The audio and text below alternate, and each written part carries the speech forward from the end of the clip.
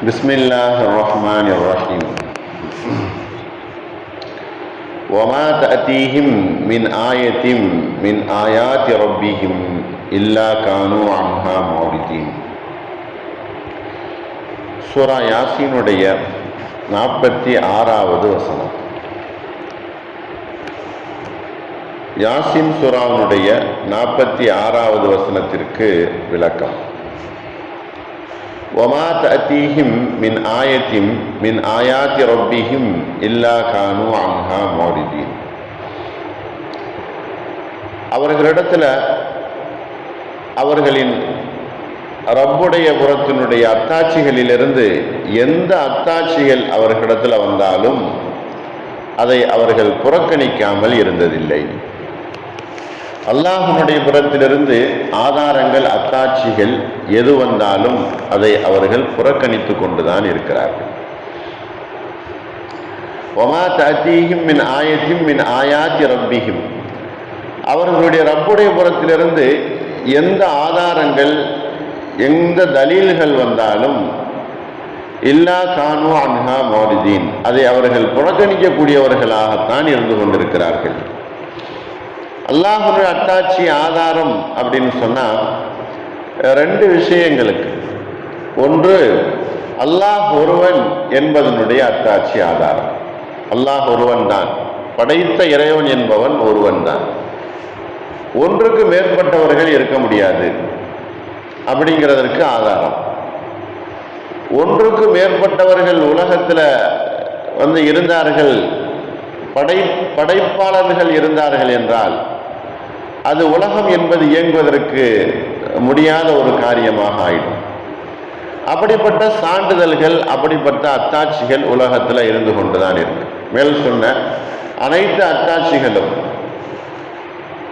பூமியை அல்லாஹ் சொன்னான், அதே போல இரவு பகலை சொன்னான், சூரியன் சந்திரனை சொன்னான். இப்படி நிறைய அத்தாட்சிகளை அல்லாஹ் மேல கூறிக்கொண்டே வந்தான். இது அல்லாஹ் ஒருவன் என்பதற்கு, அல்லாஹ் படைப்பாளன் என்பதற்கு.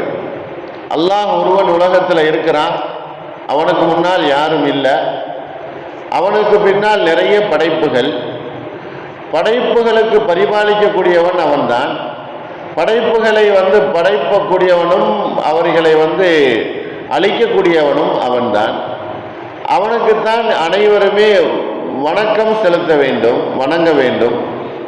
அவன் சொல்லக்கூடிய கட்டளைகளைத்தான் அனைவரும் எடுத்து நடக்க வேண்டும். இதுதான் இதை பற்றி உண்டான சான்றிதழ், அத்தாட்சிகள், ஆதாரங்களை அல்லாஹ் உலகிற்கு, இந்த மக்களுக்கு அனுப்பி கொண்டே இருக்கிறான். ஒன்று. இரண்டாவது ஒரு விஷயம் என்னவென்றால், தன்னிடத்திலிருந்து அனுப்பப்பட்ட இறை தூதர்களை பற்றி உண்டான சான்று. அல்லாஹ் ஒருவன் என்பதை இறை தூதர்கள் மக்களிடத்துல போதித்தார்கள், மக்களிடத்துல எடுத்து சொன்னாங்க. இறை தூதர்களை அத்தாட்சிகளாக அல்லாஹ் ஆக்கி வைத்தான். அவர்களிடத்துல நிறைய ஆதாரங்களை கொடுத்தான், அற்புதங்களை கொடுத்து அனுப்பினான். அவர்களிடத்தில் இருக்கக்கூடிய மோஜிசாத்துகள் இருந்தது. அவர்களிடத்துல மற்ற மனிதர்களை விட அதிகமான திறமைகள், அதிகமான அற்புதங்களை அல்லாஹ் கொடுத்திருந்தான். அதெல்லாம் அவர்களுக்கு அத்தாட்சியாக அல்லாஹ் அதை கூறுகிறார்.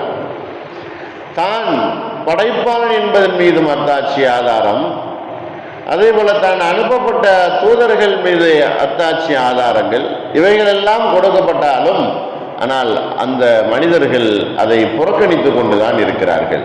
அதை அவர்கள் ஏற்றுக்கொள்ளவில்லை. முந்தைய சமூகத்தினர்கள் நிறைய நபர்கள் இப்படி வழிகட்டு போய்விட்டார்கள்.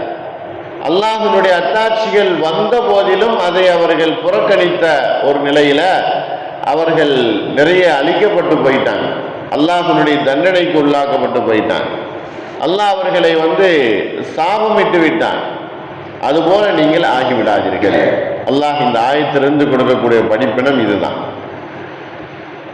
முந்திய உள்ளவர்கள் அத்தாட்சிகள் வந்த போதும் அவர்கள் புறக்கணித்தார்கள். அதுபோன்று நீங்கள் புறக்கணித்து விட வேண்டாம். நீங்கள் அல்லாஹ் ஒருவன் என்பதை ஏற்றுக்கொள்ளுங்கள், படைப்பாளன் ஒருவன் என்பதை நீங்கள் உறுதி கொள்ளுங்கள். அவன்தான் உலகிலே உங்களை படைத்தான், பரிபாலிக்கிறான், எல்லா சகல காரியங்களையும் உங்களுக்கு கொடுத்து கொண்டிருக்கிறான். அப்படிப்பட்ட அல்லாஹ்வுடைய அத்தாட்சிகளை நீங்கள் புறக்கணிக்காதீர்கள். அல்லாஹ்வுடைய அத்தாட்சி என்பது அவனுக்கு கொடுக்க வேண்டிய அவசியம் இல்லை. மனிதர்களை படைத்து அவர்களுக்கு உணவளிக்கக்கூடிய ரப்பு எப்படி வேண்டாலும் உலகத்தில் நடாத்துவான். சாதாரண தலைவர்கள், சாதாரண உலகத்தினுடைய பொறுப்பை வகிக்கக்கூடியவர்கள், அவர்கள் சொல்லுவதை நாம் அடிபணிந்து கேட்கிறோம், நம்முடைய காரியம் ஆகணும் அப்படிங்கிறதுக்காக வேண்டி. ஆனால் படைத்த ரப்பு, தன்னை அனைத்து விஷயங்களையும் பொறுப்பேற்றுக் கொண்ட ரப்புனுடைய சொல்லை, கட்டளையை எடுத்து நடப்பதற்கு நமக்கு அவ்வளவு கஷ்டமாக இருக்குது. அதைத்தான் அல்லாஹ் இந்த ஆயத்தில் ஒமா தஅதீஹிம் மின் ஆயத்தின் மின் ஆயாத்தி ரப்பிஹிம் இல்லா கானூ அன்ஹா முஅரிதீன். இந்த உலகத்தார்கள் அல்லாஹ்வுடைய அத்தாட்சிகளை மறுப்பது என்பது புதிதல்ல. நிறைய பேர் இதற்கு முன்னால் அல்லாஹ்வுடைய அத்தாட்சிகளை மறுத்திருக்கிறார்கள். ஆதாரங்களை, அல்லாஹ்வுடைய சான்றிதழ்களை அவர்கள் புறக்கணித்திருக்கிறார்கள். அதே போன்று மக்களாகிய நீங்க இப்ப இருக்கக்கூடிய இந்த குர்ஆனை பின்பற்றக்கூடியவர்கள், குர்ஆன் வழி நடக்கக்கூடியவர்கள், குர்ஆனை இறக்கப்பட்ட இந்த சமூகம் நீங்கள் புறக்கணிக்க வேண்டாம். அல்லாஹ் ஒருவனை ஏற்றுக்கொள்ளுங்கள். உங்களுக்கு வந்த ரசூல்மார்களை நீங்கள் நம்புங்கள். உங்களுக்கு இறக்கப்பட்ட குர்ஆனை மிகப்பெரிய அற்புதமாக, அத்தாட்சியாக நீங்கள் ஆக்கி அதை நீங்கள் ஏற்றுக்கொள்ளுங்கள் என்பதாக அல்லாஹ் இந்த ஆயத்தில் சொல்லி காட்டுகிறார். அல்லாஹ்வுடைய அத்தாட்சிகளை முழுமையாக ஏற்று அல்லாஹ்வையும் ரசூலையும் முழுமையாக நம்பக்கூடிய நல் ஈமானுடையவர்களாக நம்ம எல்லோரையும் அல்லாஹ் ஆக்கி அருள் புரிவானாக. வாஹிரு தஅவானா அல்ஹம்துலில்லாஹி ரப்பில் ஆலமீன். அஸ்ஸலாமு அலைக்கும் வரஹ்மத்துல்லாஹி வபரகாத்துஹு.